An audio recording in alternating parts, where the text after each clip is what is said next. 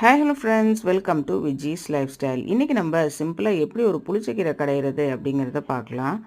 இந்த புளிச்சக்கீரையில் நம்ம உடம்புக்கு தேவையான நல்ல சத்துக்கள் நிறையா இருக்குங்க. விட்டமின் சி இருக்குது, அயன் சத்து இதில் நிறைஞ்சிருக்கு. நரம்பு சம்மந்தப்பட்ட பிரச்சனைகளுக்கெல்லாம் இந்த புளிச்சக்கீரை ஒரு நல்ல தீர்வாக இருக்குதுன்னு சொல்கிறாங்க.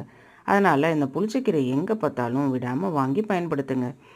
புளிச்சக்கீரையை நல்லா கழுவிட்டு ஒரு வாணலில் சேர்த்து உங்கள் காரத்துக்கு தகுந்த மிளகாவை சேர்த்து தண்ணி கொஞ்சமாக தெளித்து மூடி நல்லா வேக வைங்க. ஒரு 5லேருந்து 7 நிமிஷத்துக்குள்ளே நல்லா வெந்து கலரெல்லாம் மாறி இந்த மாதிரி ஆயிரும். நல்லா வெந்த புளிச்சக்கீரையை ஒரு மிக்ஸி ஜாரில் போட்டு உங்களுக்கு தேவையான அளவு உப்பையும் அதில் சேர்த்து நல்லா அரைச்சி எடுத்துக்கோங்க.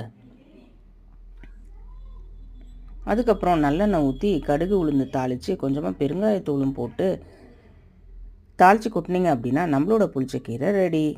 நிறைய பேருக்கு தெரிஞ்சிருக்கும், தெரியாதவங்க பார்த்து பயன்படுத்திக்கோங்க.